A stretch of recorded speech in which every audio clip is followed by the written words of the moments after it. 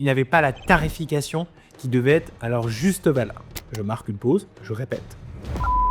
Bonjour à tous et bienvenue dans une vidéo où nous allons pouvoir vous expliquer comment réaliser des économies pour une PME ou une ETI. Aujourd'hui, on va vous parler, comme vous pouvez le voir à l'écran, du cas classique. Le cas classique, qu'est-ce que c'est? C'est une société qui a une holding, une filiale d'exploitation et des SCI dans un groupe d'activités, dans une activité, un secteur d'activité dans la tech en mode SaaS, qui est aussi une de nos spécificités chez DMB Partners et FOD. Petite particularité, 100% du chiffre d'affaires est réalisé en France et il réalise des prélèvements récurrents. Vu que c'est un mode SaaS, il y a donc des abonnements. La situation financière du client, 7,2 millions de chiffre d'affaires, 1 million d'EBITDA, 1 million de résultats nets, les fonds propres et les dettes, 1,6 million et 3 millions respectivement pour 250 000 euros de trésorerie. Très bonne situation financière pour ce client. La situation bancaire, Société Générale, BNP Paribas et BPRI, 3 banques pour 10 millions de flux débitoires annuels.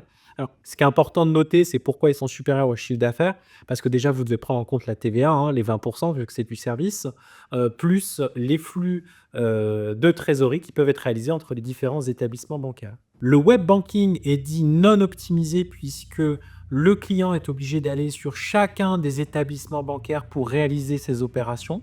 Et malheureusement, il n'a pas de relation bancaire active, très peu de communication avec ses banquiers, voire pas du tout. Ses frais bancaires actuels, un petit état des lieux, comme je vous ai dit, c'est 10 millions d'euros de flux débiteurs annuels.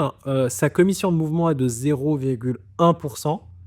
C'est très important, ça coûte très cher, ce qui lui fait en coût financier sur l'année 2024 de 10 000 euros. Il réalise un petit peu plus de 2000 virements CEPA par an.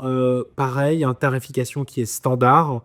Il réalise également quelques virements de trésorerie et là, ses frais de tenue de compte trimestriels. Important pour les clients également, ils ont des cartes bancaires Visa Gold 2 qu'ils utilisent très régulièrement, notamment pour tout ce qui va être le paiement des réseaux sociaux et du marketing. Ce qui fait donc presque 16 000 euros par an de frais bancaires.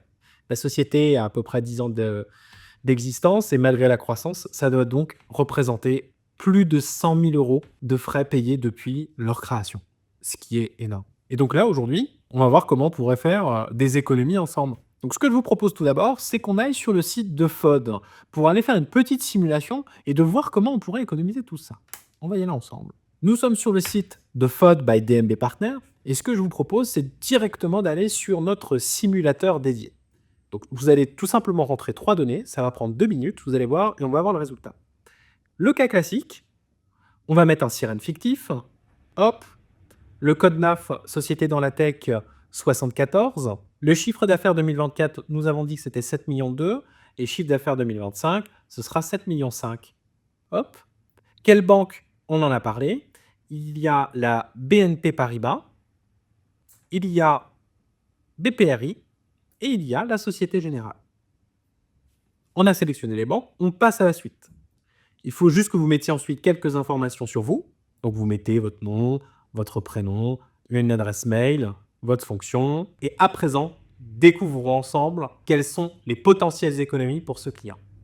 Et là, c'est incroyable. 9 375 euros par an peuvent être économisés. Comment faire? Est-ce qu'on a réussi? Il faut regarder jusqu'à la fin. Retournons à notre cas. Donc pour rappel, notre client payait 16 000 euros de frais bancaires en 2024. 16 000, d'accord, par an, après notre intervention. Qu'est-ce qui s'est passé? On vous l'a dit, les banques actuelles n'étaient pas actives, aucune relation bancaire.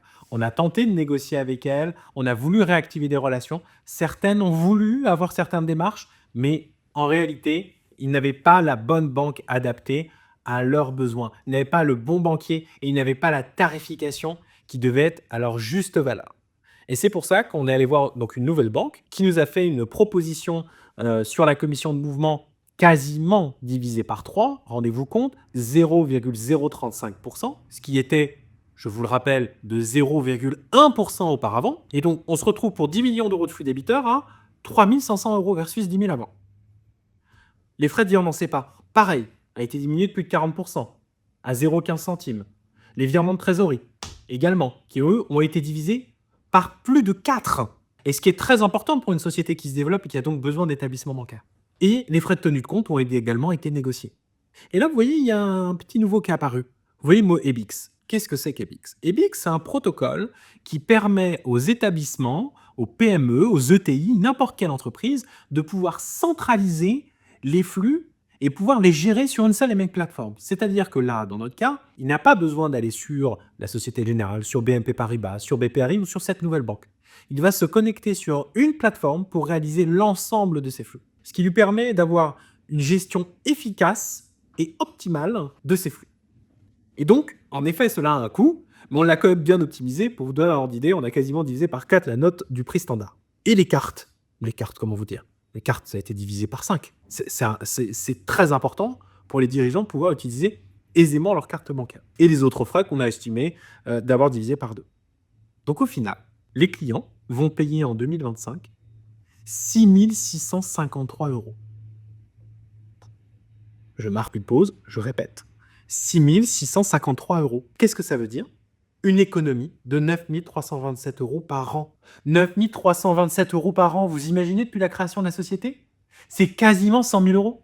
100 000 €. Qu'est-ce qu'on fait avec 100 000 €? On peut embaucher, on peut se développer. Surtout, c'est de l'argent qui appartient à la société. Et il y a, et c'est notre rôle, la juste répartition de la valeur. L'établissement bancaire va gagner de l'argent, c'est normal, il rend un service. Mais le client va avoir une tarification optimisée. Et c'est aujourd'hui le rôle de FOD, by DNB Partner. Rappelez-vous, on avait dit combien déjà? On avait dit 9 375. Et là, on a pu obtenir 9 327. La petite différence, c'est parce qu'on leur a conseillé EBIX, et bien évidemment, ça a un petit coût. Et tout ça, on a réalisé toute cette opération en 2 semaines. En conclusion, ce qui est important de comprendre, c'est que vous devez reprendre le pouvoir de vos finances. Vous devez comprendre ce que vous payez et c'est notre rôle à FOD. Aujourd'hui, on vous a présenté un cas classique. On va vous présenter d'autres cas qui sont parfois plus complexes et qui nécessitent une analyse beaucoup plus poussée. Mais ce qu'il faut vous rendre compte, c'est que aujourd'hui, vous devez évoquer ces sujets avec votre banquier et vous devez, si vous n'avez pas la connaissance, vous pouvez nous confier cette mission et on pourra vous accompagner avec plaisir. Et si vous avez des besoins bancaires, c'est là où DNB Partner pourra aussi vous accompagner, puisqu'on fait de la stratégie financière et de la levée de fonds non dilutifs. N'oubliez pas de vous abonner. On va bien évidemment poster d'autres vidéos. Mettez en commentaire ce que vous en pensez. Est-ce que vous souhaitez qu'on analyse d'autres cas clients, cas typiques ou atypiques? On peut tout analyser en France ou en Europe. Merci à vous et puis je vous dis à très vite.